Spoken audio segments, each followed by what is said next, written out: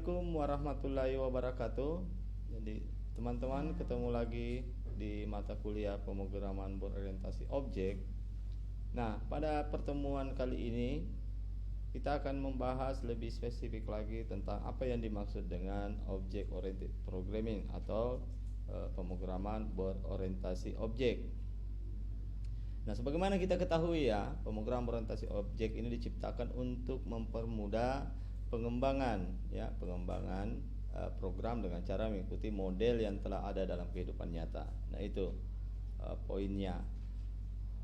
Pada pertemuan sebelumnya kita sudah melihat contoh-contoh bagaimana gambaran umum tentang apa yang dimaksud dengan pemrograman berorientasi objek. Paradigma ini sesuai dengan model kehidupan nyata, ya, pendekatannya selalu di kehidupan nyata. Segala bagian itu atau entitinya itu dari suatu permasalahan itu dilihat sebagai objek, ya. Objek-objek ini kemudian juga dapat berubah gabungan dari beberapa objek yang lebih kecil lagi. Rangkanya, ada mesinnya, ya, ada bannya dan seterusnya dan seterusnya. Nah, mobil sebagai objek yang merupakan gabungan dari objek yang lebih kecil dibentuk dengan membentuk hubungan antara objek-objek penyusunnya. Begitu juga dengan sebuah program. Jadi sama aja ya. Nanti bisa dikatakan satu mobil utuh setelah bagian-bagian objek yang lebih kecil ini saling terhubung satu dengan lainnya. Nah, begitu juga dalam sebuah program, ya. Objek besar dapat dibentuk dengan menggabungkan objek-objek yang lebih kecil lagi yang nantinya akan saling berkomunikasi, ya. Satu objek dengan objek yang lainnya. Nah, baik, membahas lebih jauh tentang objek. Dalam dunia nyata atau dalam sebuah program, sebuah objek itu memiliki dua karakteristik. Yang pertama adalah apa yang disebut dengan state, dan yang kedua apa yang disebut dengan behavior. State adalah keadaan dari sebuah objek. Seperti mobil memiliki state. State itu apa? Cirinya, ya, seperti warna, model, ya, tahun pembuatan, kondisinya dan lain-lain sebagainya. Itu yang disebut dengan state. Sementara behavior itu adalah kelakuan dari objek tersebut. Seperti mobil dapat berlari atau melaju, mobil dapat belok, ya, terus mobil dapat klaksonnya bisa bunyi, ya, mesinnya on dan seterusnya, lampunya ada yang menyala, ada sen kiri, ada sen kanan dan seterusnya. Itu yang disebut dengan behavior. Nah, objek ini menyimpan state-nya dalam satu atau lebih variabel. Ini ketika kita berbicara sudah dalam program, ya. Nah, selanjutnya ini akan behavior ini akan diimplementasikan dengan satu model metode. Jadi kesimpulannya bahwa objek adalah bagian dari sebuah software yang dibentuk, ya, yang dibentuk dengan variabel-variabel dan metode-metode yang berhubungan dengan variabel tersebut. Nah, karakteristik inilah kita modelkan sebagai sebuah objek seperti halnya dalam kehidupan nyata, ya.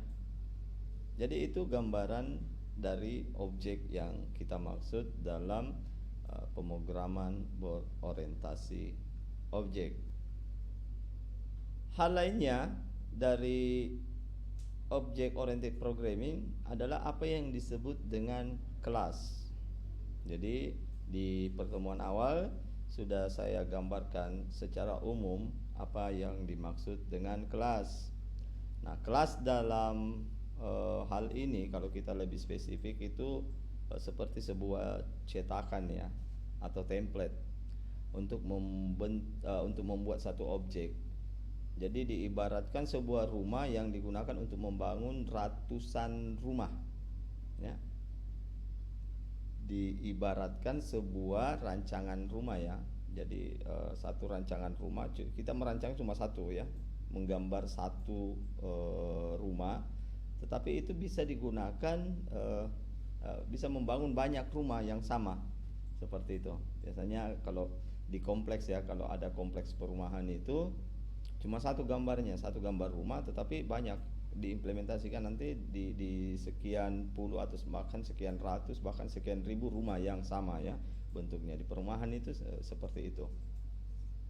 Nah, rumah yang dibangun tersebut adalah objek dari kelas rancangan rumah tadi. Jadi cuma satu rancangannya, objeknya itu bisa diimplementasikan dengan jumlah yang banyak ya, seperti itu. Hal ini dilakukan karena semua objek rumah yang dibangun memiliki karakteristik yang sama ya. Terdiri dari berapa kamar, terdiri dari pintunya di mana ya, terus dapurnya, seperti itu, tipenya, warnanya, dan seterusnya. Itu state ya dari gambaran rumah tersebut.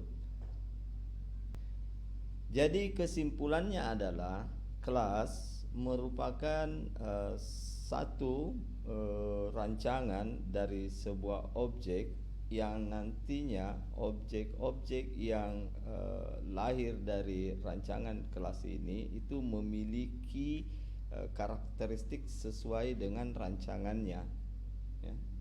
Memiliki karakteristik sesuai dengan rancangannya. Jadi sebanyak apapun objek, jika mengacu dalam satu kelas yang sudah ditentukan tadi seperti rumah, rancangan rumah, maka tidak boleh ya satu objek di kelas yang sama akan berbeda dengan objek lainnya di kelas yang sama pula.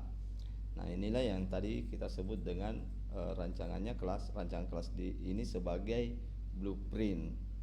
Biasa juga disebut dengan prototype.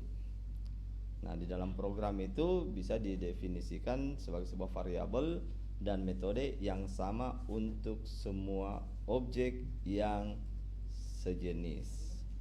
Baik teman-teman, untuk pembahasan objek dan kelas cukup sekian. Assalamualaikum warahmatullahi wabarakatuh.